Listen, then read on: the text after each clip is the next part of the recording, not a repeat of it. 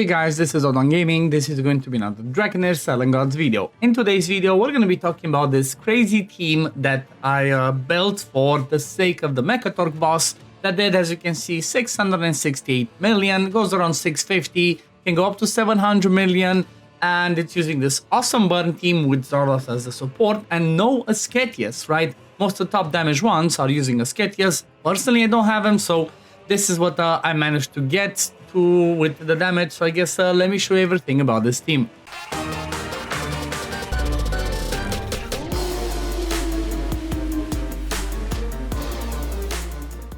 Before I jump in the video, I do want to mention, if you want to support me as a content creator and get some instant free rewards, you can use code OddOne that you see over there at the top to support. There's going to be a link in the description of where you can click it, or you can find it in the events tab. But this team over here is a really fun team. It's a really awesome one, and it's using obviously a burn team with Durham in there. But the reality is, honestly, the king of Mekkatorque, at least for this pairing, is going to be Huldork, right? You see, I don't have him inspired at all and everything, but the reality is Huldork for this team brings everything that you need, right? Because if we look at his skills, for example, the battle skill is just mind-blowing how good it is.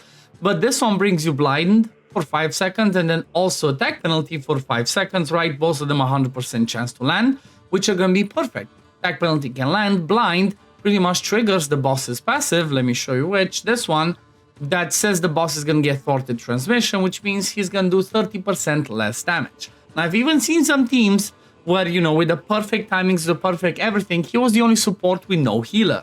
And the way that kind of like worked is the Huldork kept doing his battle skill and he kept landing this one, and pretty much the boss was barely doing any damage or no damage at all because of that. Because if you think about it, having 3 of these, right, the boss does, I think that was the cap that I saw, 3.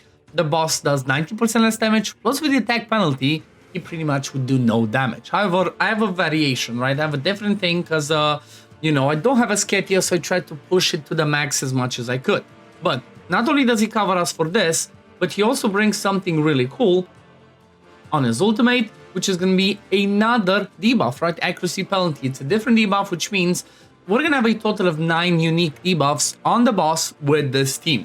So apart from Huldork, we have Zardoth. I know that I'm using him in my summon team, but honestly, he kind of looks like he does so much better in here. I might just swap him out for, I think I'm going to swap him out for somebody else in the summon team, because what he brings for this team is going to be another debuff in the recharge speed penalty, plus he also brings the fear right over here on his ultimate. But you know what? The reality is you might not need him, right? Because the only unique debuff that he brings is the recharge speed penalty. Apart from that, he just brings healing. The fear does help a little bit because, again, same principle with the passive of the boss. However, this one, right, the recharge speed penalty, you can bring by having a specific mythic PC gear like this one and just reflect it. But you know what? It worked for me. I just brought him in here with the Sword King sword, and this team worked just fine. And then apart from that, it was a burn team.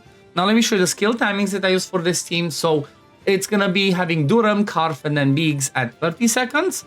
Then Huldork at 15 seconds interval, right? The recast. Then he goes at 12.5. And then I left Zardoth go pretty much full YOLO. Now the way that you can kind of like, you know, the initial ones that are really important. 12 seconds for Biggs, 15 for Karf, and then 16 for Durham. This kind of seemed to work best for me. It kind of gives you enough time to, you know, do a good blast on Durham, but then allows you to add some more with Durham, but then allows you to add more burns in order for, you know, when those mechanical crystals, balls, whatever they are, when they explode, they, you know, there's more burns. They're gonna be doing some more damage. So you pretty much saw that one. Let's have a look at the talents for this team. So talents, just straight up like that for Karf, then this one for Durham. I do believe that this one stacks, right? So if you get it on 3 people, it actually takes effect. As far as, you know, from the testing I've done, it kind of looks like definitely works. So because of that, you want to make sure you have on all 3 of your burn heroes this specific talent. Then this is what I have on Biggs. Zardoth is using this one. Zardoth is really important that you get enhanced protection, because this one, that with his healing is and a mythic piece of gear, right? The Devout Prayer is going to allow you to be able to put some shields and give your team more damage. And then we're talking about Huldork. These are his talents. This one's the one that's really important. It extends duration of debuffs by 2 seconds, which means he should pretty much have that attack penalty on the fight almost all the time. Because normally this one is on a, 9.3 second recharge time. It's actually lower because the skill haste from the restore gas doesn't take effect. So he pretty much lands it for 5 seconds plus the 2, that's 7. He's at 8 recharge, so attack penalty should be on the boss most of the time. When we're looking at the builds, there's gonna be some quirky stuff happening over here. Really important, Huldork makes sure he has enough accuracy, right? You wanna make sure he has enough accuracy to land his debuffs. Normally it's like 210 to 20 is pretty okay with the buffs from the Alliance, with the elemental, synergy, the psychic and stuff, but I just went close to 250 just to be safe.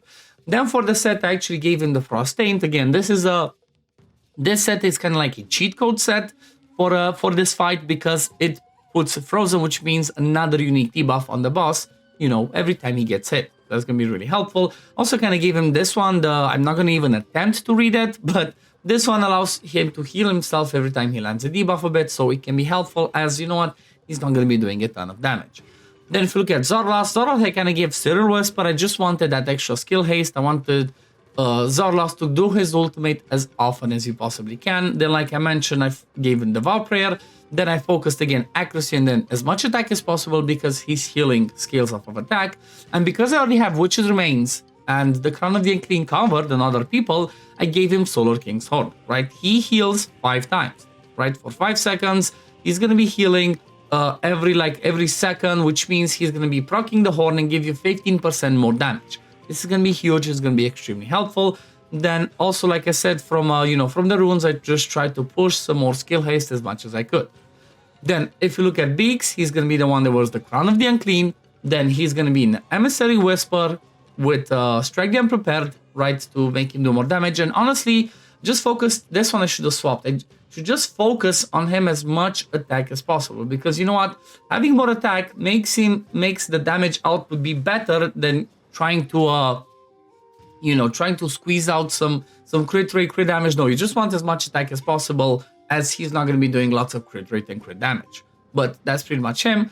Then if you look at Karf, I kind of gave him the, fight poison with poison. And you know what? This mythic piece of gear is going to be the one that you can use on him. And then if you decide to drop Zorloth, right? For example, maybe at the end of this one, what I'm going to try and do is I'm going to try and get Zorloth out and bring in Thorin in the team, right? Because he's another one that does pretty good healing from this pairing, that does, several healings at least. Because maybe even Estrella could do something like that, right? Cast a spell, 2 allies with the lowest turret. Even this one might work, right? I'm gonna try it at the end though to see. So if you're gonna have that, right? If you're not gonna have Zorloth in the team, just bring another here that does lots of healing, and you're gonna be losing that recharge speed penalty, and that's what you're gonna bring this mythic gear, right? The fight poison with poison that you see that I personally have on Karf. Just make sure that whoever wears this one has some accuracy, right? Because in order for you to land that, you need to have accuracy. Then after that, he's running a Brotherhood Spirit alongside a Witch's Remains. Make sure he has accuracy, so he lands his Witch's Remains, he lands his Burns and all of that fun stuff. And then the main event is going to be Durham, obviously running the Oil of Skyfire, the specific Burn exclusive artifact. Then he's running a Skyfire Sun, 100% want this because he's going to be doing lots of blasts, which means he's going to do a ton of damage. Then we have Fearless Challenge as well, 100% really important as he's going to do a ton more damage. Then Stonebreaker, he's going to land debuffs, so therefore he's going to get 30% more attack. That's going to be huge. And then, of course, Strike the Unprepared, the number one most important mythic piece of gear on your damage dealers. You're going to see at least his total stats, right? I do have him Inspired 5 and all that, but you know what? You don't need him to be Inspired 5 in order to build this team. It's just the damage is going to be a lot lower if you don't have him Inspired 5. It's still going to be 200-300 million. I've seen people easily do that. But that's pretty much the team. Let me just... like I mentioned, let me just swap out, just straight up, piece of gear for piece of gear. Let me just swap out Thorin in this team and then do a run to see how it works, because you know what? It might be a big difference. So I'll be back in a bit. Okay, so just quickly swapping and testing it out. It seems like I'm doing a lot less damage. I didn't perfectly optimize. I just, like I said, swap those pieces of gear and that's about it. Now, the quirky thing is, because of what he brings, right? Thorin brings the invisibility. In this team, he also brings some survivability and whatnot, but you know what? You're losing on quite a bit of damage. So if you have Zorloth available, make sure you use Zorloth, at least, up until I test some more and see if scoring can actually be better. But that pretty much covers it for the video today. I hope this video is going to be helpful to you. Hope it's going to help you do some crazy damage out there. If it is, you know, if it's going to help you, please consider liking the video, subbing to the channel. Also, one thing I forgot to mention, actually, Zorloth is a bit better in this team because he brings that baby attack aura, right? 18%, so that's also a good factor that, you know, can change the damage. But anyway, thanks for watching. Don't forget to support using code OddOne if you'd like to do that. And yes, I'm going to see you on the next one. Peace, love, take care, everyone. Bye, guys.